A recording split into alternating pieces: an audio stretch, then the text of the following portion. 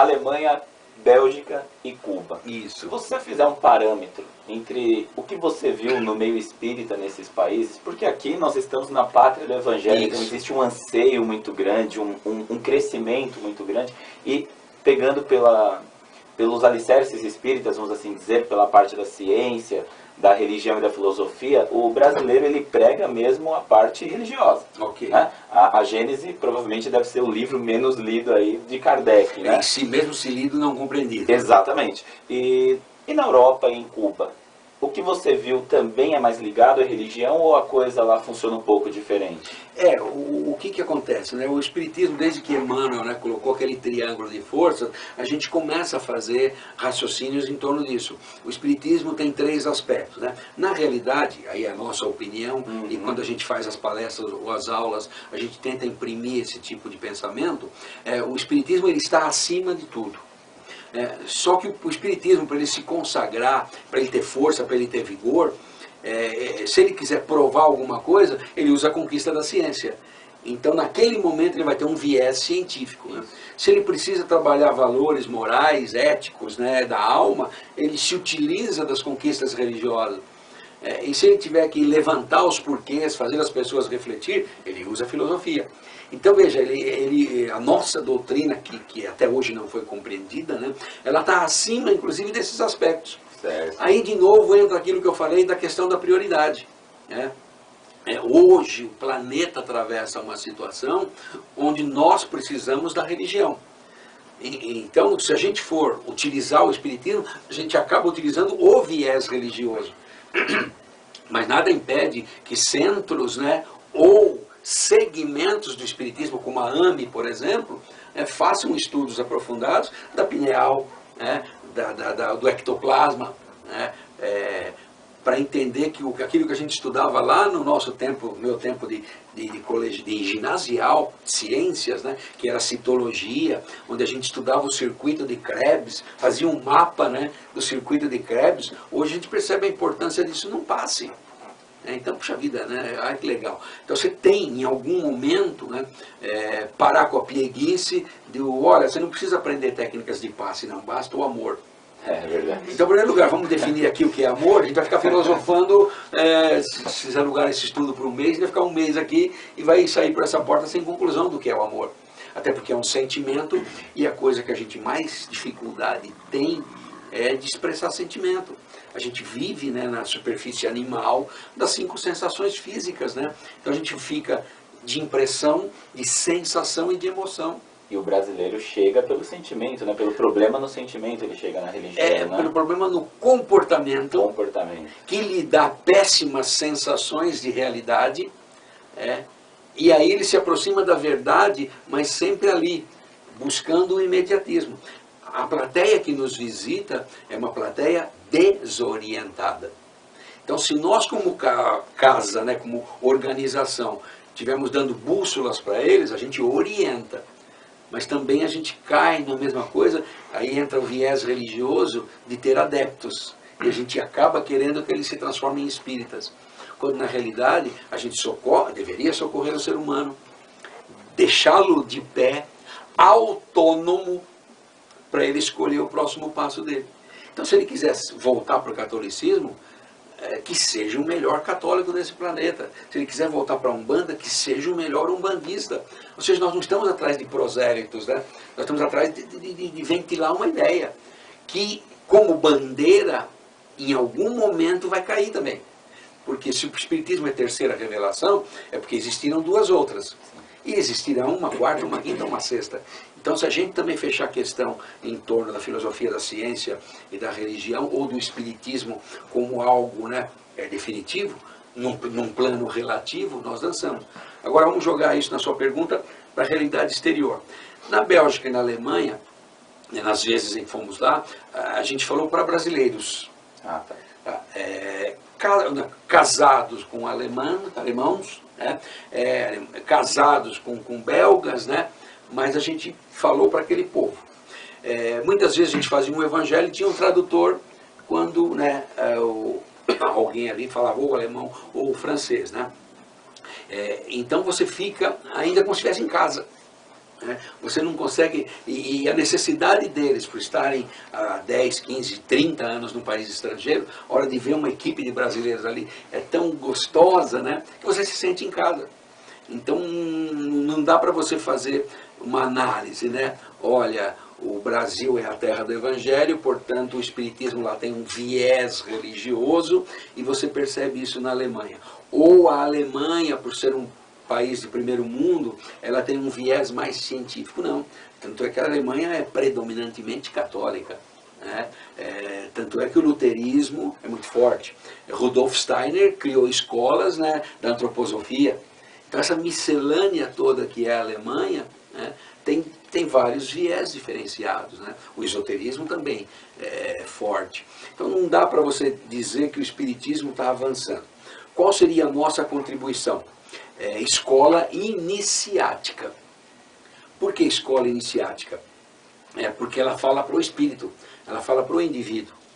Qual é a nossa grande dificuldade de nós quatro aqui? Percebermos, termos noção do que é ser espírito. Isso é tão verdade que daqui a pouco nós vamos dormir, o perispírito vai desdobrar, vai viver intensamente, e quando ele se acoplar novamente, a gente não lembra nada. Então nossa consciência astral, sabe, depois de 4 bilhões e meio de anos de experiência se materializando, para poder assimilar e para poder reproduzir a espécie, para se garantir no planeta, né, criou um processo necessário, que senão a gente não chegava onde chegou, mas muito nocivo no que tange a descoberta das coisas espirituais. Então, mesmo num outro país, as necessidades elas ainda continuam a mesma. Então, se o indivíduo for muito um matemático alemão, ele vai buscar saber qual a forma física, qual a composição química do ectoplasma. O outro não, o ectoplasma serve para materializar espiritual, ele é muito bom no passe. Mas veja que as contribuições vão existir. Já em Cuba é 100% cubano. 100% cubano.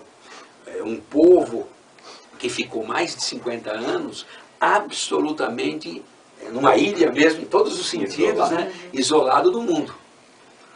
Então ali você pegou um ranking de raciocínio muito rápido. A gente, por exemplo, faz um curso de expositor aqui no Brasil de 12 semanas de 3 horas. Com 1 hora de autoconhecimento, 1 hora de técnicas de oratória e a terceira e última hora de parte prática de como é se tornar um orador dentro de um cenário consolador e redentor. E lá, porque a gente consegue ficar no máximo 21 dias, né, até por custo e tudo mais, então a gente faz esse curso em 3 fins de semana. Mas em províncias diferentes, porque é uma ilha com 3.000 e poucos quilômetros de extensão por 200 e pouco de largura. Então você, sabe, é obrigado a fazer um aqui em Havana, capital, um no centro, né, e um na outra extremidade. E a gente faz isso num sábado o dia inteirinho e num domingo o dia inteirinho. E eles saem dando retorno, feedback, altamente favorável, como se fossem as 12 aulas. Então, quer dizer, lógico, há um apoio muito grande da espiritualidade, mas é nesse sentido. Então ali a gente pôde fazer algumas experiências. Mas mesmo assim a gente percebeu que tem aquela postura mais filosófica, tem aquela postura mais religiosa, mística religiosa, com o viés de ética e moral, e tem a postura científica. Então você percebe que mesmo num povo que durante mais de 50 anos ficou isolado, onde até a religião foi proibida, né, você tinha isso. E lá era permitido o que eles chamam de cordão, ou santeria, que é uma espécie de umbanda, é um culto afro-de-nação, com características da própria ilha. E o legal é que a gente chegou lá dando aulas, né, técnicas científicas, inclusive, dentro, né, quase que abraçado com um indião aqui cubano, né, ou uma entidade que para nós seria parecida com um preto velho. Então a gente não foi lá para mudar nada. A gente foi para contribuir com uma libertação de consciência. Se aquele grupo depois, como aconteceu, chegou à conclusão que não precisa mais de charuto, que não precisa mais do rum, e que não precisa mais das imagens, ele também não saiu chutando tudo, ele foi para um outro lugar e fundou uma outra casa. Criou algumas cisões? Criou, porque o Rafael é meu braço direito, e de repente o Rafael foi para uma outra casa, poxa, agora como é que eu vou ficar? Vou ficar sem meu braço direito, né? Criou problema, sim, mas veja que nós nos isentamos desta coisa. Esse problema ou essa solução é cubana. Então não existe um espiritismo cubano, existe uma visão libertadora de doutrina, né?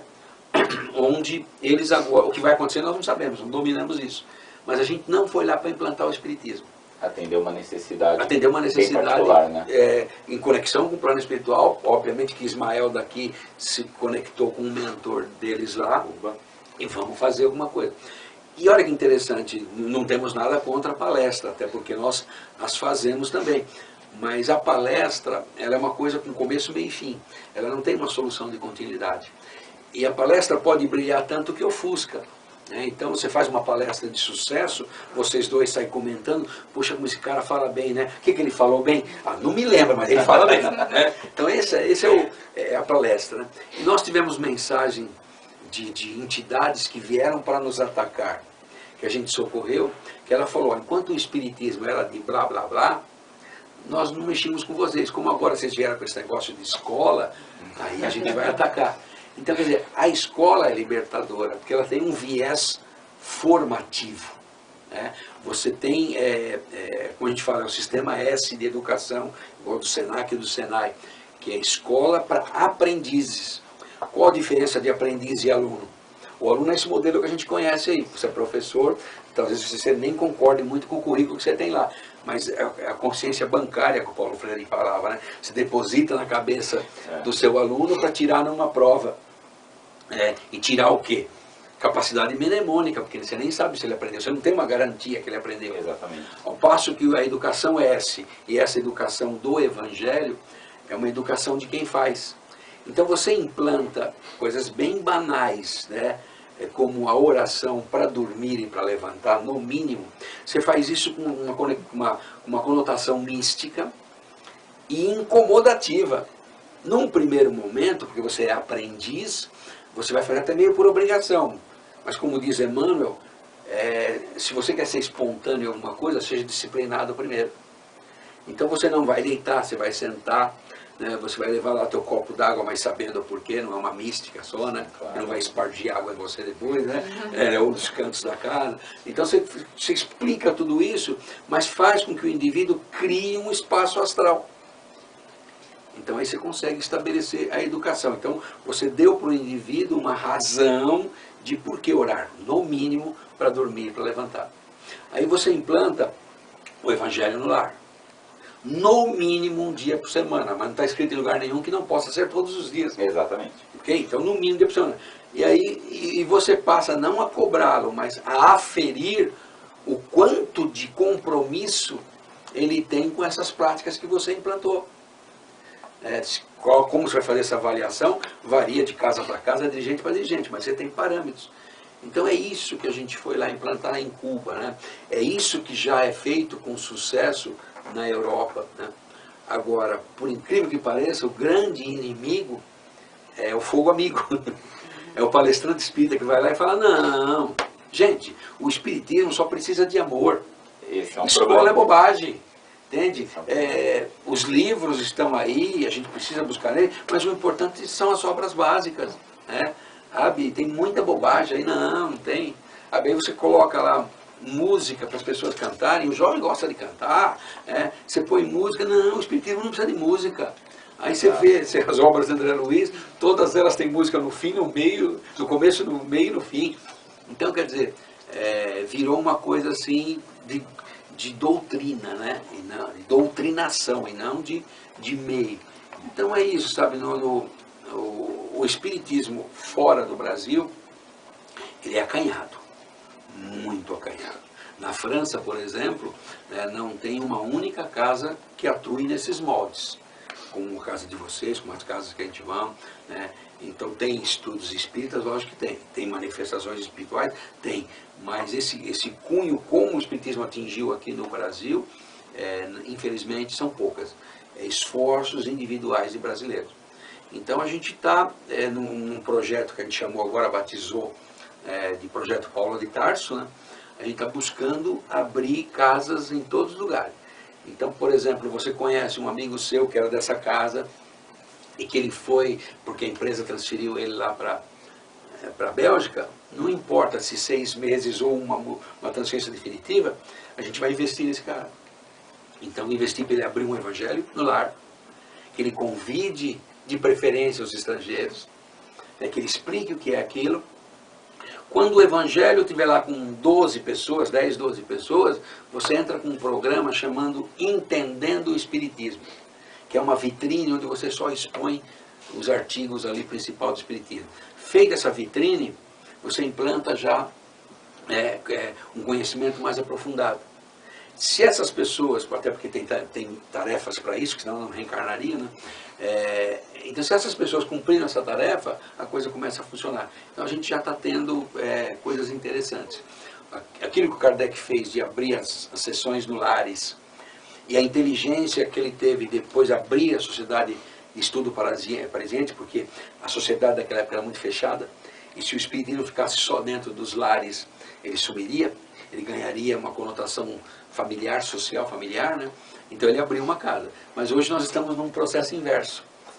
Abrir o espiritismo dentro do lar, vamos dizer assim, impregnar as pessoas, contaminar as pessoas, os familiares e os amigos que frequentam esse lar, né? Você vai fazendo uma onda, né, que vai varrer uma coisa maior. Então esse é um projeto, né? Você está criando uma egrégora, né? Sim, uma egrégora mesmo que vai ser só alimentada, né? Porque é uma necessidade, como eu disse, os dias que a gente atravessa hoje, que não são calamitosos, né, mas sim consequências do que a gente fez. Então não existe calamidade em você colher o que você plantou, né? Lógico que hoje você fala, puxa, mas eu não plantei isso, eu jamais faria isso. Fez sim, senão não estaria na sua vida, né? Então agora abraça e resolva, né? Não sofra, resolva, né? Com certeza.